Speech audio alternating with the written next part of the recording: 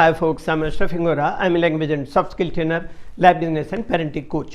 English breakfast with Ashraf में आज हम कुछ यूजेस देखें too, even, enough, little, a little, much, very, bloody, direct, इनके डिफरेंट यूजेस देखेंगे। पहले टू का यूज देखें, निगेटिव सेंस पर इनका यूज कैसे होता है। टू का अर्थ होता है उतना अधिक जितना नहीं होना चाहिए। इसका इस्तेमाल निगेटिव अर्थों में होता है, जैसे too bad, too hot, too cruel, too cold, too poor, too weak et cetera. इसलिए टू का प्रयोग वेरी मतलब बहुत की तरह से पॉजिटिव अर्थों में नहीं किया जाता, जैसे टू गुड। हालांकि बोलचाल में आजकल यूज़ करने लग गए हैं लोग, इस तरह से यूज़ नहीं करना चाहिए। As much as possible avoid it. Too merciful, too strong, too honest et cetera. इसलिए किसी से मिलने पर I am too glad to see you, अर्थात मैं आपसे मिलकर के इतना खुश हूँ जितना मुझे नहीं होना चाहिए, ये ऐसे भाव व्यक्त होता है। तो ऐसे स्ट्रक्चर बनाने की बजाय यहाँ पर इनफॉर्मल इंग्लिश में टू या गुड या डैम गुड आदि का इस्तेमाल एक्सट्रीमली के अर्थ में या जोर देकर कहने के अर्थ में आजकल किया जाता है। जैसे I am damn sure that she had no idea. इसका मतलब मैं बिल्कुल निश्चित हूँ कि उसके पास कोई भी विचार नहीं था। अब टू का दूसरा यूज देखें। अभी आपने देखा टू का मतलब अधिक, और टू का दूसरा अर्थ होता है भी, ऑल्सो। इस अर्थ में टू का प्रयोग अफर्मेटिव सेंटेंसेस में किस तरह होता है देखिएगा। और निगेटिव में टू के बदले नाइदर या नॉट आइदर का इस्तेमाल होता है। एग्जांपल देखें, I lost my bag and purse too. इसका मतलब मैं अपना थैला और बटुआ भी खो दिया। दूसरा एग्जांपल देखें, Vijay does not play and I do not play either. या इसको हम दूसरी तरह कह सकते हैं, Vijay does not play neither do I. Vijay नहीं खेलता और मैं भी नहीं, मतलब मैं भी नहीं खेलता। अब हमने कहा टू मतलब अधिक जितना नहीं होना चाहिए, तो I am too glad to meet you कहने के बजाय यहाँ पर आप दूसरी तरह कहें तो ज़्यादा सुटेबल होगा ग्रामेटिकली भी। तो यहाँ आप कह सकते हैं ओनली टू। ओनली टू का अर्थ होता है एक्सट्रीमली या वेरी।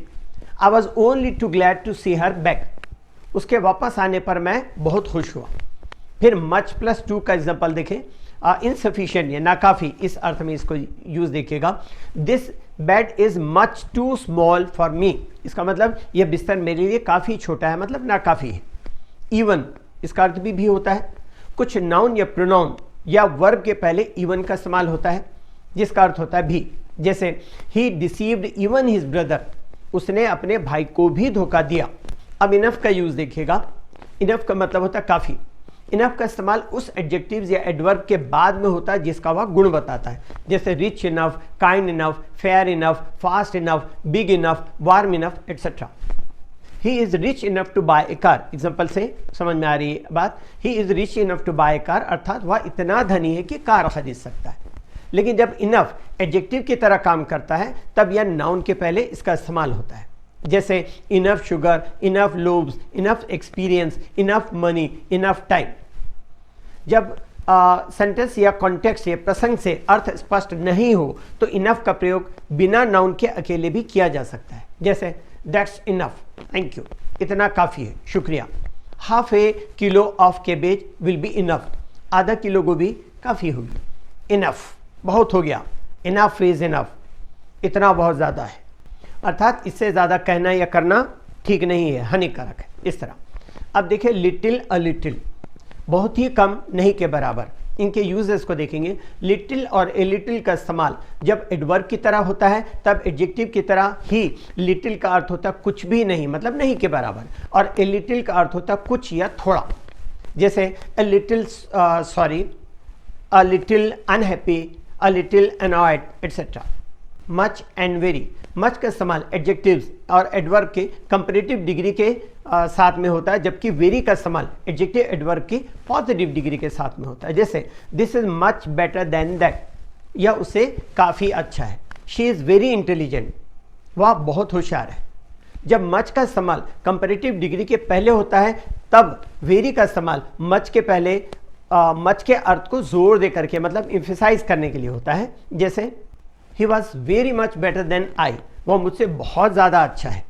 मच और वेरी दोनों का इस्तेमाल सुपरलेटिव डिग्री के पहले होता है, लेकिन मच का इस्तेमाल द के पहले होता है और वेरी का इस्तेमाल द के बाद में होता है, जैसे this book is much the best, यह किताब सबसे बहुत ही अच्छी है। This book is the very best, यह किताब सबसे बहुत अच्छी है। मच वर्ब और पास्ट पार्टिसिपल का गुण बताता है, जबकि वेरी प्रेजेंट पार्टिसिपल का गुण बताता है, जैसे you talk much but do nothing, तुम बात बहुत करते हो पर करते कुछ नहीं। एक और एग्जांपल देखें, she is much interested in this book, उसे इस किताब में बहुत रुचि है। This movie is very interesting, यह फिल्म बहुत रुचिकर है। पास्ट पार्टिसिपल के बाद मच की बजाय वेरी का इस्तेमाल होता है, जैसे very tired, very pleased, very dejected, very contented.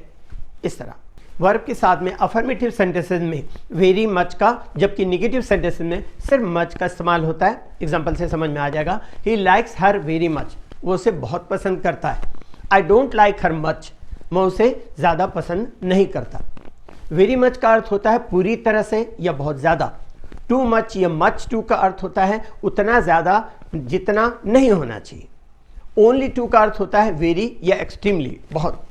Too much के बाद नाउन आता है, लेकिन मच टू के बाद में एडजेक्टिव या पार्टिसिपल आता है। कुछ शब्द एडजेक्टिव्स और एडवर्ब दोनों का ही काम करते हैं, जैसे फास्ट, हार्ड एटसेट्रा। जबकि दूसरी अवस्था में एडजेक्टिव और एडवर्ब के रूप में अलग अलग एडवर्ब और एडजेक्टिव के रूप अलग अलग होते हैं। जैसे लेट एडवर्ब के रूप में देखें और लेट और लेटली ये एडजेक्टिव के रूप में सामान्यतः इस तरह का इस्तेमाल होने वाले दोनों एडजेक्टिव्स के अर्थों में अंतर होता है। मतलब लेट एडवर्ब है उसका अर्थ अलग होगा, लेट और लेटली जो एडजेक्टिव है उनके अर्थ अलग होंगे। कुछ वर्ड्स के यूजेस हैं जो वर्बल मीनिंग इसकी कुछ अलग होती है, लेकिन इम्फेसाइज करने के लिए इनके यूजेस कैसे होते हैं देखिएगा। जैसे ब्लडी, कुछ स्वीयर वर्ड्स जैसे ब्लडी आदि का इस्तेमाल एडजेक्टिव और एडवर्ब दोनों की तरह से होता है। इसका इस्तेमाल किसी कमेंट या एंग्री स्टेटमेंट को जोर देकर के कहने के लिए किया जाता है, जबकि वर्बली शाब्दिक रूप से इसका अर्थ ऐसे नहीं होता। यहाँ पर देखिएगा example, it's bloody raining again, यहाँ पर एडवर्ब की तरह यूज है, ओहो फिर बारिश हो रही है, जैसे हम कहते हैं ना कि इस तरह। ब्लडी के प्रयोग से नाराजगी या खीज का बोध हो रहा है। Don't be such a bloody fool, इतने मूर्ख मत बनो। That was a bloody good meal, यहाँ पर देखेंगे पॉजिटिव सेंस पर यूज हुआ, बहुत बढ़िया भोजन था। He doesn't bloody care about anybody else, वह किसी की भी परवाह नहीं करता। Bloody well, इसका इस्तेमाल किसी एंग्री स्टेटमेंट या ऑर्डर पर जोर देने के लिए किया जाता है। You can bloody well keep your job, I don't want it। Direct का इस्तेमाल एडवर्ब के रूप में ब्रिटिश इंग्लिश में विदाउट स्टॉपिंग और चेंजिंग डायरेक्शन के अर्थ में जर्नी या टाइम टेबल में होता है। और सीधा अर्थात बिना किसी दूसरे व्यक्ति के शामिल हुए के अर्थ में भी होता है। जैसे we flew direct to Delhi, हम सीधे दिल्ली को उड़े। नेक्स्ट और एग्जांपल से क्लियर होगी बात।